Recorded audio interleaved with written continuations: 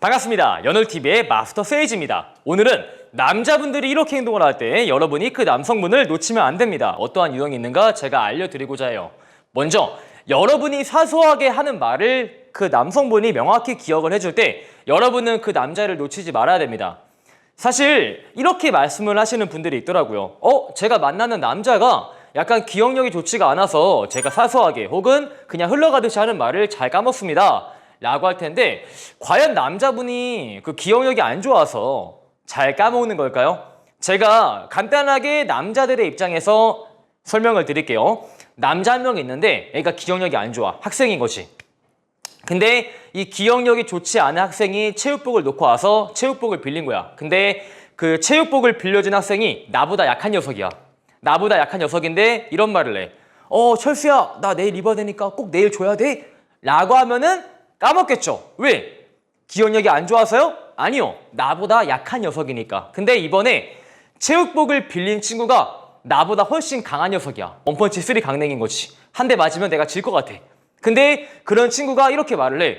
너 내일 이거 안 가져면 죽여버린다? 이렇게 하죠. 정말 그 기억력이 아메바 수준인 남성분들도 다 기억을 해요. 아침에 눈 뜨자마자 맞아. 체육복 챙겨야 돼. 이렇게 다 기억을 한다는 겁니다. 기억력의 여부가 중요한 게 아니라 그 사람이 지금 나한테 얼마나 지대한 영향력을 끼치고 있는가가 정말 중요한 거예요. 이 여자가 하는 말을 내가 기억을 하지 못해도 딱히 나한테 데미지가 없다 하면 까먹는 거고요. 이 여자가 한 말을 내가 절대 까먹으면 안 되겠다 라는 강력한 마인드 체계가 있을 때 절대 그 여자의 말을 까먹지 않는 것이죠.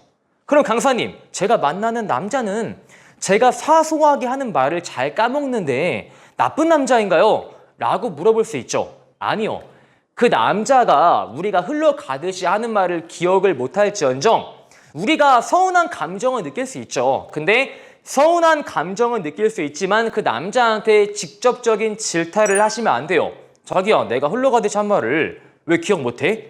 일단 내가 흘러가듯이 내가 그 말을 강조하지 않고 간단히 한 말을 상대가 기억을 해야 할 의무는 사실 없는 거예요. 그리고 여러분조차 그 남자가 사소하게 하는 말을 내가 완벽히 기억을 하고 있는 여성인가를 보신 다음에 그 남자를 질타를 하든 원망을 하든 그게 다음이 돼야겠죠. 아무튼 그 남성분이 여러분이 흘러가듯이 하는 말은 내가 어떻게든 이 여자의 말을 기억을 해야겠다라는 강력한 마인드 체계가 있을 때만 여러분들이 하는 말을 싹 다 기억을 하는 거죠. 왜 그런 걸까요?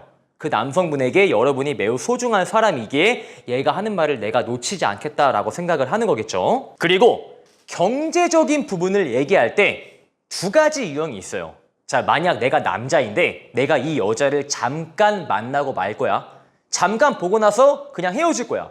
자, 이런 생각을 가지고 가벼운 마음으로 그 여성분에게 접근을 했을 때 과연 내가 이 경제적인 부분에 관해서 현실적으로 말을 할까요? 아니면 허세를 섞어서 비현실적으로 말을 할까요? 대부분 남성분들이 그 여자를 잠깐 보고 말 것이다 라는 생각이 있을 때 비현실적으로 말을 하고 허세를 섞게 돼요. 왜? 언젠간 내 치부를 들킬 일이 없거든요. 왜? 방금 말했죠. 금방 보고 헤어질 것이기에. 남자분들이 보통 허세를 많이 떨 때가 언제인 줄 아세요? 밤에 헌팅수집이나 혹은 클럽에서 합석을 한 거야. 그냥 오늘 재밌게 놀고 이 여자랑 헤어지겠다라는 생각을 하고 있는 것이죠. 이럴 때 신기한 게 뭔지 알아요? 카페에서 알바하는 친구가 대기업 정직원이 돼요. 정말 신기하죠? 엄청난 계층 상승을 보입니다. 왜? 들킬 일이 없거든요. 어차피 오늘 보고 말 거니까 나중에 얘한테 들킬 걱정이 없으니까 허세를 안심하고 마음껏 떨어대는 것이죠. 이처럼 남성분이 그 여자를 잠깐 보고 말 것이다 라고 하면은 경제적인 부분에 관해서 솔직히 오픈하지 않아요. 현실적으로 말을 하지 않는다라는 것이죠. 근데 이 남자분이 여러분을 진짜 오래 보겠다 혹은 평생을 약속을 할 수 있다 라는 생각을 한다면은 그래도 정말 여러분에게 허세를 떨까요? 아니요. 내가 이 여자를 만나는 기간이 1년, 2년, 3년 차곡차곡 누적이 될수록 결국 내 치부는 드러나게 되어 있는 것이죠. 그래서 정말 장기적인 관점으로 볼수록 남자가 허세를 많이 섞지 않아요. 가령 내가 연봉이 3억이다. 이렇게 뻥을 친 거야. 근데 언젠간 결혼 시기가 오면은 내 진짜 연봉을 들길 텐데 과연 허세를 떨어댈까요?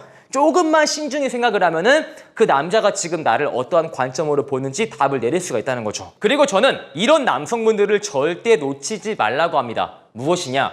연애를 내 인생의 1순위가 아니라 2순위 정도로 두고 1순위는 나를 위한 인생을 사는 분들을 정말 좋은 남자라고 봐요. 물론 내가 만나는 남자가 지금 나를 1순위로 생각을 하지 않고 자신의 인생을 1순위로 보고 있다면은 여러분 입장에서 충분히 서운한 감정을 느낄 수 있는 거예요. 근데 제가 물어볼게요. 여러분들은 발전 지향적인 남성을 만나고 싶어요? 아니면 미래에도 발전이 없을 것 같은 남자를 만나고 싶어요? 나를 1순위로 둔 나머지 일주일에 4일, 5일 이렇게 많이 보게 되면은 과연 그 남자분이 자기 개발은 언제 할까요?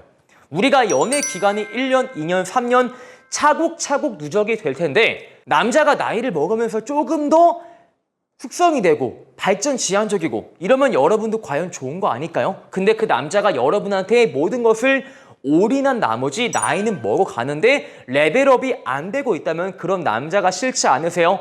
그리고 결국 만남이라는 것은 서로 다른 사람이 만나는 것이고 혹여나 여러분이 그 남성과 결혼을 약속을 했을 때 그 남성분은 이 냉혹한 사회 안에서 여러분을 지켜야 될 의무를 다 해야 돼요. 근데 기왕 내 옆을 지켜줄 남자라면은 한 해가 지나면서 매번 발전을 하는 남자가 낫지 않을까요?